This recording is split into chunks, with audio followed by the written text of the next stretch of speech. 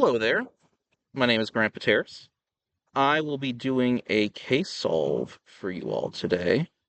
I figured the weather is beautiful out here, might as well give myself a challenge and try to solve this in the cold. It is a brisk 20 degrees out here in Northern Virginia, and beautiful backdrop. I think this is a perfect opportunity to get started here. So what case are we working with today? Well, we have Excelgram, and this case is one that simulates a social network. It's inspired by a real platform. Wonder what it could be, where users follow one another and influence opinions. We have 850 subscribers, and each has a unique user ID, personal details, and a list of followings, revealing who connects with whom and who emerges as an influencer. The case uses the same scoring as an original competition version, but the answers are included so you can check your work. The answers are on a different worksheet. So we've got a user data right here. It is not in a table form, but what I always recommend everybody is to first copy your data that you're working with. That way, if you make any mistakes, you have not irreparably damaged your chances. So let's just call this user table worksheet. I can't stress enough copying it. That way we have the original to go back to if we've completely ruined this table here.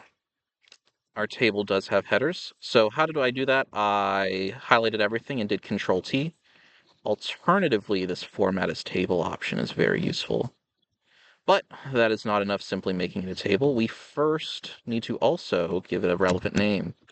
I like to start all of my names with an underscore. So we're doing underscore TBL underscore users. That seems appropriate. You are studying how people influence each other and have decided to create a social network called Excelgram. This platform functions similarly to existing social networks that rhyme with its name. On Excelgram, you can follow people and who follows you. Here are some helpful definitions. A follower is a person that follows you. Following is a person that you are following. An influencer, level 4+, is a person that has many followers. Hence, the person can affect public opinion. These are not used in the JV case, which is what we're doing today. The platform had a humble launch of 850 subscribers. In the Users tab, you are given the ID of each user, the name, date of birth, principal interest, and a list of their followings. The ID is composed by one letter, which determine the sex of the user, M or F, followed by 4 digits. That is unique to every user. The followings is an exhaustive list of every user's following and is separated by a slash. Looks like our bonus questions are not relative or not relating to any levels, so why don't we save those for the end. Level 1, very easy. What is the name of the person in the given row on the user's data tab? Note the row numbers always refer to the row of cells, not the row of the data records. For example, row 1 of the user data is blank, row 2 contains headers, and row 3 is the first row with data. We can indeed see that's the case. Row 1 blank, row 2 headers, row 3. So, 2 different ways we can approach this. Notice that they give us the row rather than this unique identifier. One thing that we could opt to do is add a row column here, a column which describes the row. And how do we get the row? Well, the literal row function with no input gives us that. So we could do an XLOOKUP and return the answer, or, which is probably intended by the author here, we can use index. And index, you might be familiar with index and then the X match. X match is to give us the row number, but we already have the row number from here. So what do we want to index? We want to index the name right here. User data, the name. And what row number do we want to use? Thankfully, it does indeed give us it. Brady Brock. And just to demonstrate the XLOOKUP solution, let's do that as well. XLOOKUP, what do we want to look up? That row number. Lookup array. What I love about using underscores with my name ranges is I just press underscore. My table comes up.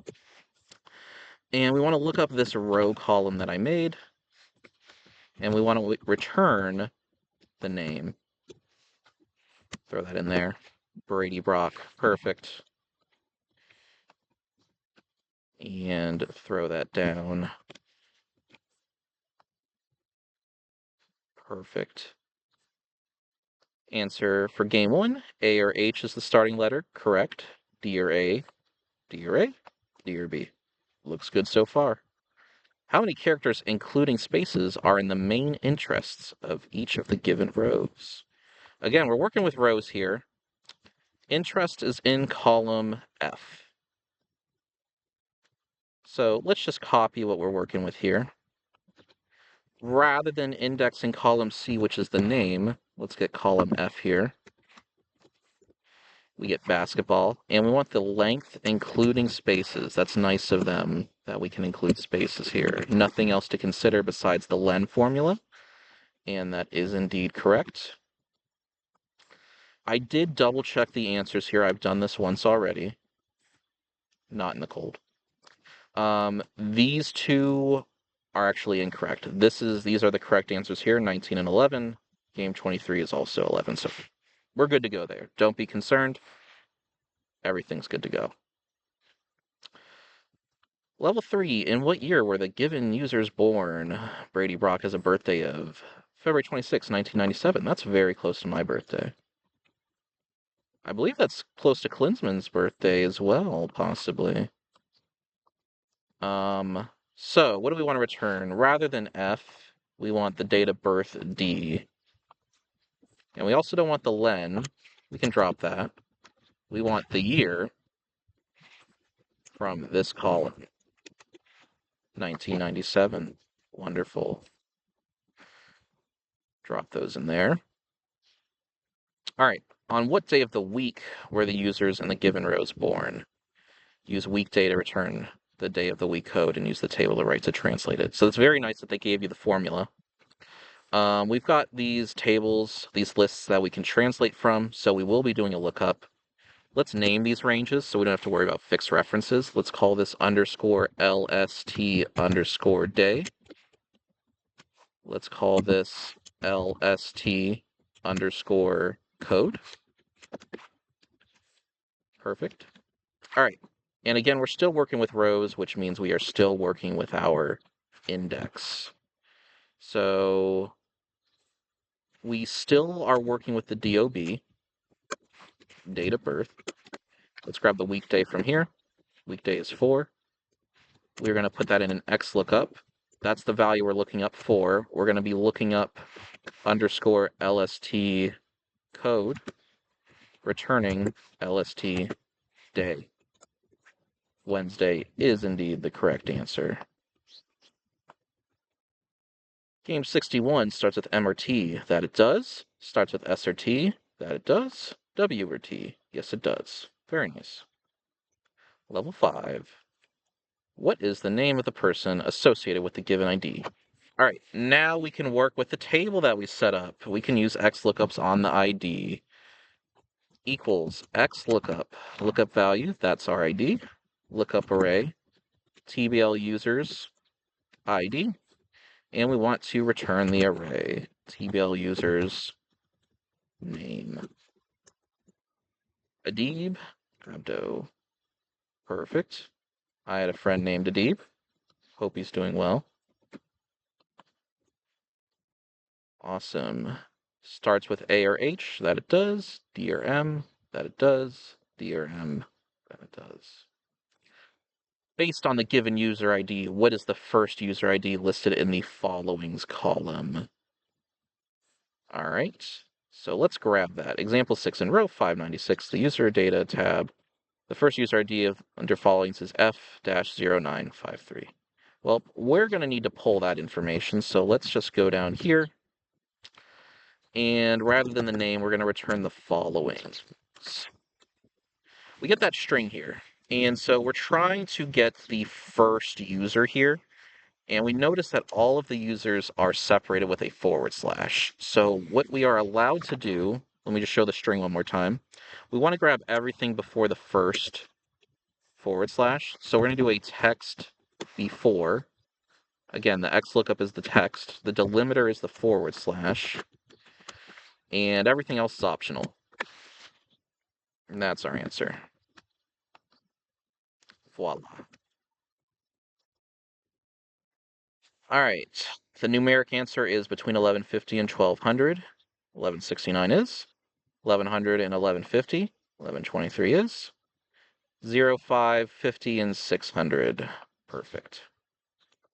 Based on the given user ID, what is the product of the first two user IDs listed in the followings column? Only multiply the numeric portions of the two user IDs. All right, we got 953 and 1119. We multiplied them together to get the answer. Well, we already have that. And let's just go across each row. We have ID1 here, ID2 here. How do we get the second ID? Well, let's just go back to the string first, before the text before. We want to get the one in the second column here. What's really nice about text before is we can determine which instance we want to get the text before. So dropping that in there, there's the optional column instance number, which we're putting here. We want the second instance. There we have the first and the second. Well, now we can just do a text after, and from there, the same delimiter. That gets us the second user ID. After that, we want to isolate the numeric portions here. So, the numeric portion, how do we get that? Well, another text after for both of these. We want the text after the hyphens here. So we'll call this num1, num2. Text after here, this hyphen.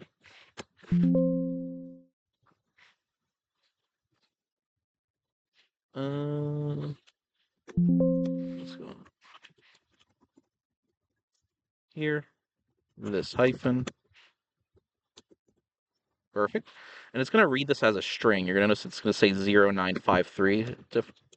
To force Excel to read this as a number, you can simply multiply it by 1, and that's all there is to it there.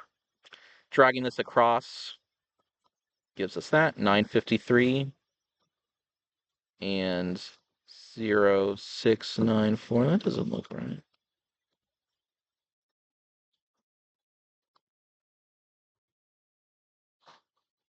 I did confirm it. Let me just multiply these two together. What did I do wrong here? Let's just do a search here. 1119. Did I? Oh, whoops. I want to do it on that one. And there we go. Everything works out here. Paste this down, drag it down, copy our answers in here. Ends with a 3, ends with a 4, ends with a 9. Perfect. Everything's taken care of there. Let's do the bonuses now. To start with the first one, how many users have an F at the start of their ID? I think to make things convenient, let's work with our user table here. We'll call this column B1 for bonus 1. We want to isolate the first letter of the ID. We'll use left. We want the first character. There's F. And we want to count the number of Fs. So that is a count if. That's our range. Pro tip, by the way, to highlight everything in a single column in a table, do control space. I can't stress enough how useful that is. What's our criteria? The criteria is F. 424 is our answer. What is the sum of the numeric portion of all the IDs? Okay, so now we've already talked about how to get the numeric portion. Again, that is text after the ID, the hyphen. And again, remember, we want to multiply it by 1 to make Excel read it as a numeric value. We can just do a sum of, again, control space for the full column. 785825 is the answer. Perfect. How many users were born on a Friday? Well, luckily they gave us the weekday formula. B3, weekday, date of birth, 5. Because 7 is Saturday, 6 will be Friday. So we want to do a count if of this range of 6, 122. And if you don't believe me, 6 is Friday. Been known to get that wrong before. Who is the oldest user? A few different ways to go about it. There is a way you can get the current date in Excel. Let's say you don't know that formula. Let's just put in any date here. Let's put in today's date, 1/27/26. We can do the days formula. Our end date is today's date. Our start date is the date of birth. And we can drag this down. Oh, first we have to fix that. Perfect. All right, so now we need to keep that there. Now we just need to find the max of this and X look up the max of this with this column and the name. And let's say you wanted to really prioritize your speed here. You actually don't even need to know what the maximum is to find the answer. And let me show you. Rather than looking up the maximum, we can just put in an arbitrarily large value that we know will be bigger than whatever maximum is in there. The same lookup in return arrays. And there's the match mode. And if we put in -1 exact match or next smallest item, it will still return the same thing, which is incredibly useful if you're trying to go really fast. What is the most common birth year among the users? Well, we need to identify the birth year, B5. Let's do year.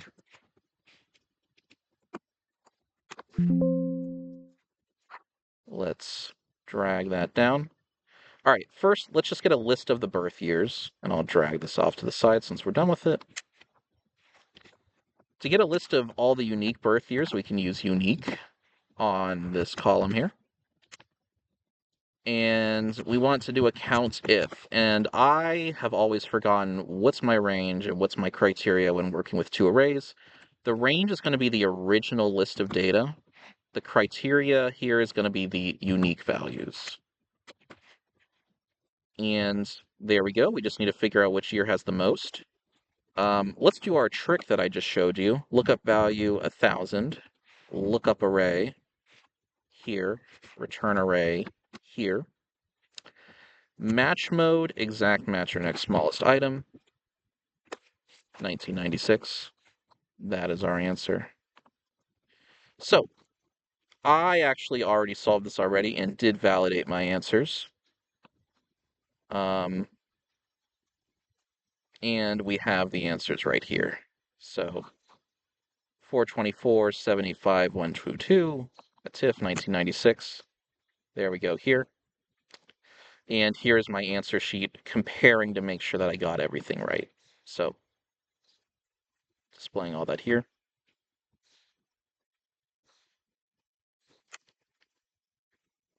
And that is it for today. Thank you very much to the case author here. I really appreciate it. This was a fun case to do, especially out in the cold. I hope all of you have a great season. Hope you're all looking forward to 2026. Have a great rest of your day and a great season. Thank you. When you're playing at the highest level, you can't guess. You need to trust every movement. When you're playing for everything, your gear has to be perfect. The shape, the speed, the precision, all of it has to feel right. Built with pros, made for esports.